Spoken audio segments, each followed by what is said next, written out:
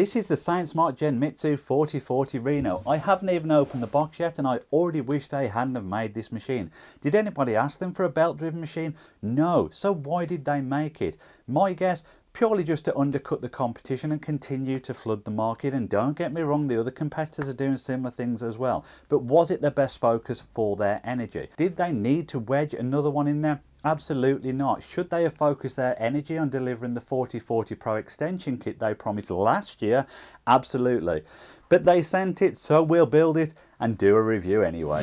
Now, I genuinely felt guilty for recording that opening clip. I have never started a review off so negatively, and I do have a good relationship with Sainsmart, but I did make my feelings clear before this machine was sent out. And at the end of the day, it's the integrity of myself and my channel if I don't highlight this type of behaviour going on in the market, because it's not just Sainsmart. And just replicating the competition's design all the time, it's not helping the customers, it's just all about sales. So it needs to stop. Now, to combat that negativity, let's be a bit more positive.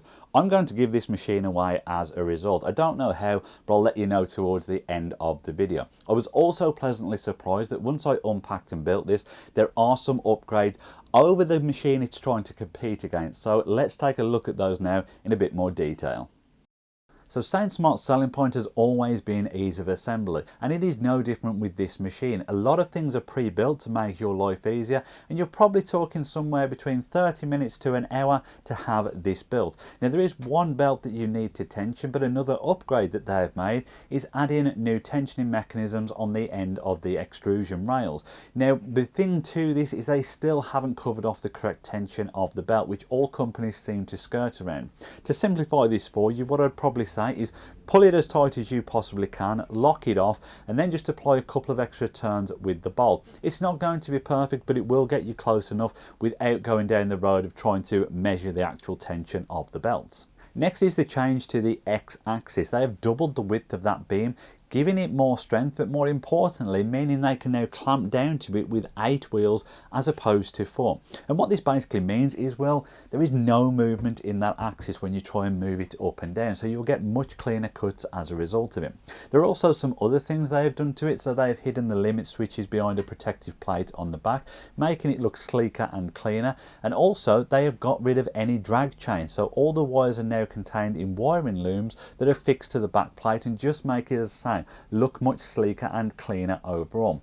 That also continues over to the far right hand side, where they have done a similar thing in hiding the limit switches on that side, and also got the control box fitted to that side as well, just meaning that you can put material full length on this machine without worrying about hitting things. Now, I'll continue with the control box in a second, but I just want to come back to the X-axis.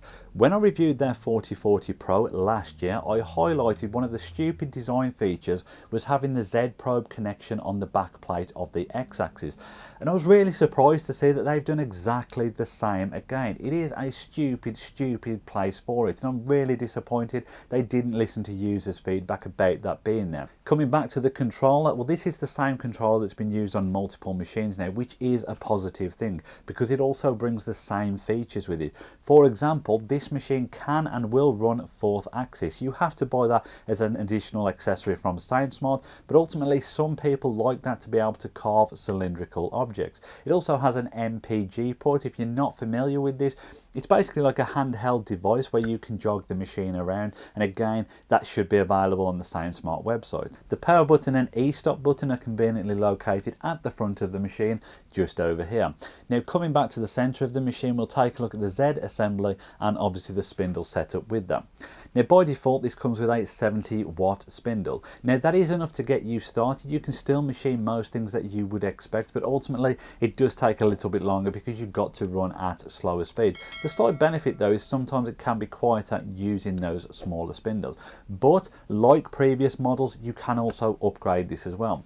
So there is a little collar in here that removes, so you can put a 300-watt spindle in there, or alternatively you can buy a 65 or 69mm adapter for this to fit something like a trim router. Technically you could install a VFD and spindle setup as well, but my concern with a belt driven machine is always I think it may be a bit too much weight. So what can you expect this likes to cut? Well, pretty much everything that you would need it to.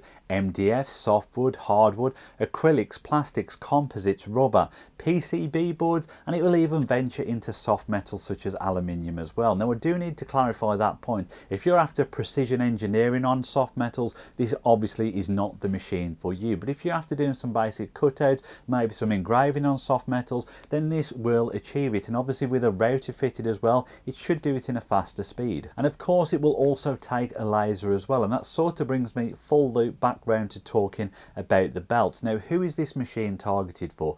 Obviously, if your budget is under $500, then this at $450 is probably going to be one of the best machines you'll get for that budget. But beyond that, well, it's really targeted at people who want to do some of CNC and some of lasering as well. I'd probably say around about a 50-50 split. Now, it is the advantage to belt-driven machines, is they can accelerate and decelerate much faster than something like a lead screw-driven machine. Now, if you want more information about this, sort of skip towards the end of this video up in the corner, where I do compare the differences between lead screw and belt driven machines. But ultimately that is the primary advantage, that it will work better on a laser. It does lack in torque though for the actual CNC router part, so as I say, it is a bit of a trade-off between the two. Now I was talking earlier about the wheels on the rails, and at some point you're probably going to need to adjust the pressure of those wheels, obviously as the machine beds in and continues to run. Now what they've done is sort of gone back to an older method of using a clamp plate to apply the pressure, but a new version of it with some improved tweaks. So again, a nice little thought that they've done on that area. So is this a good machine? Well, for the price point, yes it is. It's going to help a lot of people get into CNC who want bigger than a 3018 but don't necessarily have the budget to go too far. Do I stand by my original statement that I wish they hadn't have made it? Yes, I do. And ultimately the reason for this is I get more questions, comments, emails and see more faults about missing steps on belt related machines than I do on any other type of CNC machine. So that is going to bring a lot of pressure on the Sainsmart customer service, and I do hope they're prepared for it. So those are my very candid thoughts on the Sainsmart Genmitsu 4040 Reno that I haven't even turned on because I knew exactly what I would be getting from this machine. Now I appreciate some of you are not going to like the way I've done this review. I do get that, but good or bad, let me know your thoughts in the comments section down below. Now I will be giving this machine away some point during April on my Instagram channel, so head over there, give me a follow and keep an eye out for when I do give this machine away. If you are thinking of buying one, there will be some affiliate links in the description area below. They will always take you to the best price and do not cost you any extra. Thank you all very much for watching. Final thanks as always goes to my patrons. I appreciate all the support I get from you, and I will see you all on the next episode.